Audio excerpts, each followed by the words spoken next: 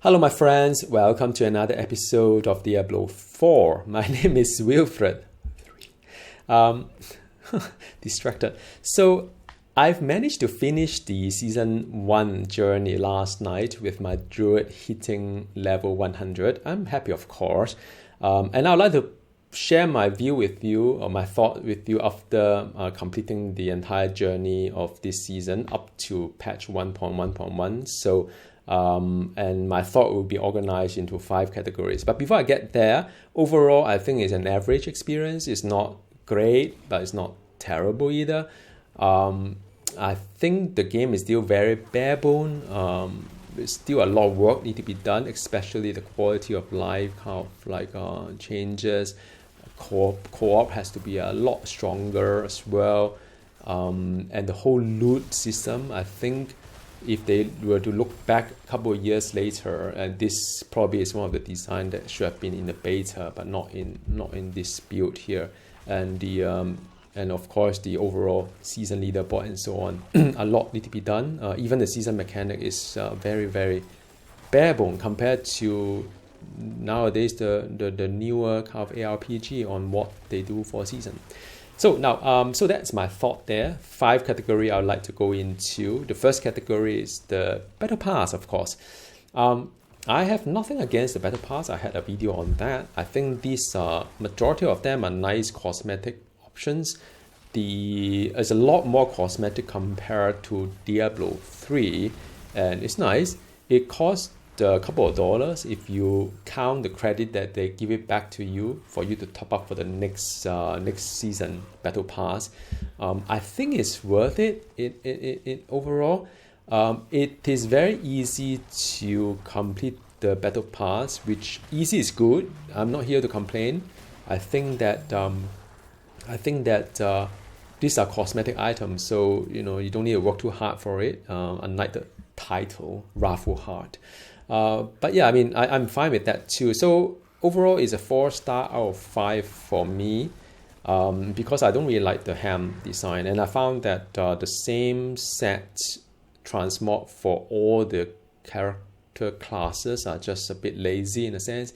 They could have done a nice theme around it, like the theme of this season, and to apply that theme onto each class in a different way, just like how they push out the cosmetic on the shop for the costume inspired by Lilith. But yeah, I think overall could have been they shouldn't have just stopped the favor earning at the end of the season pass battle pass. They should just continue to add those number up maybe, and they become a weekly leaderboard, just like Warhammer 40,000 Inquisitor Martyr.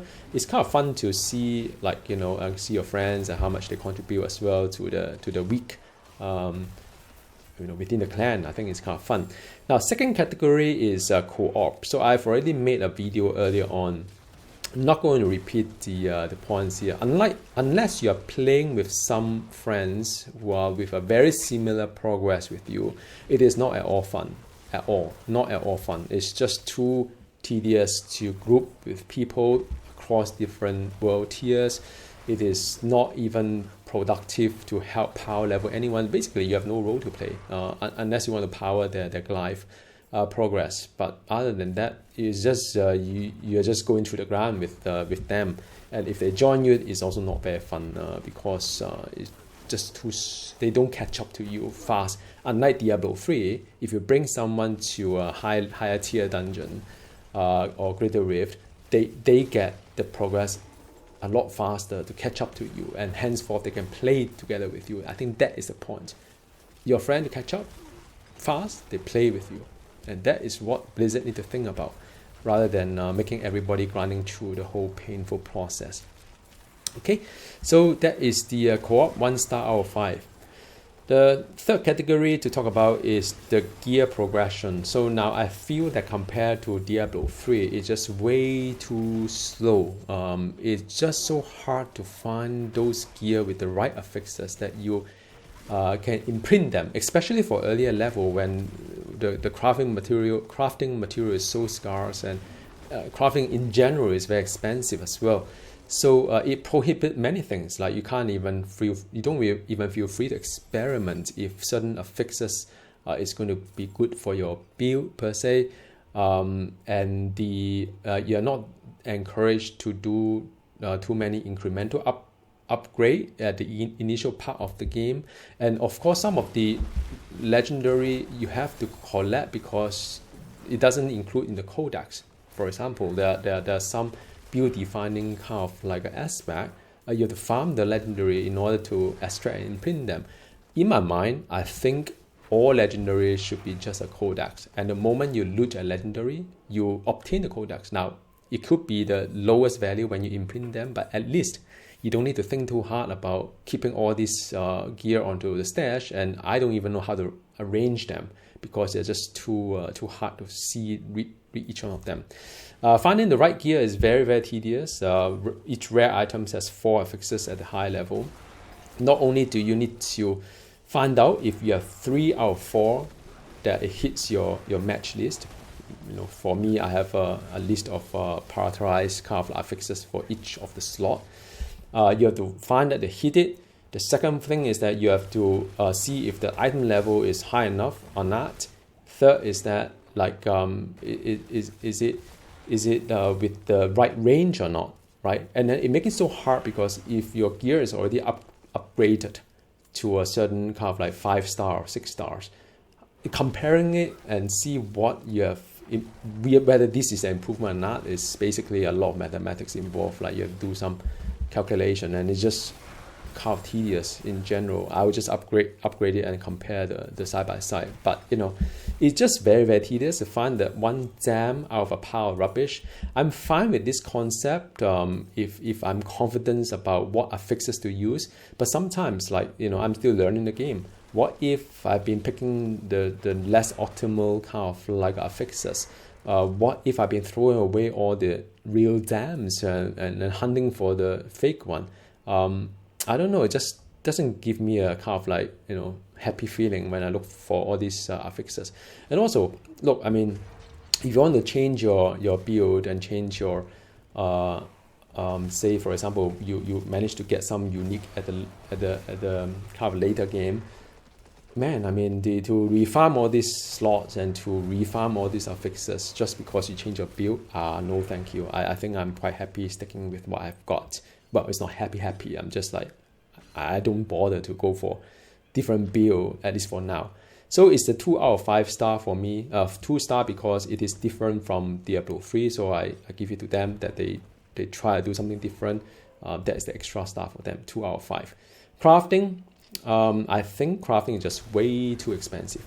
It could have been a little bit less punishing to find the gear that you want, or at least to experiment if there are some affixes that you should be using. It costs too much material, too much credit, and there's too little crafting at all. I mean, just like gems, sigil, I don't know. I mean, sigil is just a dungeon, right? And enchanting a gear, upgrading a gear, that's it. I mean, you can't even say throw 5 random unique inside that you don't need and then come up with a reroll another unique that you need. Those kind of formula don't have it at all. It's very bare bone. So it's a 1 star out of 5, sorry. If not 0, just 1 star out of 5. So the last category is the character progression. So I miss the D3 armory a lot. I miss to be able to save my setup and configuration and to just swap all this gear and kind of like a build on the fly. I want to experiment other build, but I don't want to say if I don't like the play style or things are not looking good because I just don't find certain gear. If I want to go back, it's just so tedious to spend millions of credit, even after they lower the cost. It's not going to be cheap either. And to reapply all these points of all the 200 odd Paragon point, it just, oh goodness me, no thank you. The journey to level 100 is feel like a grind. Some part is kind of fun when you break through a next world tier. It's kind of fun, but majority of it is more or less like grinding for me. It's just too little end game content. World Boss and Legion event, those are fun when you first do it a couple of times. When you have to do it like, often, although it can be rewarding or not, it just like, you get old very soon.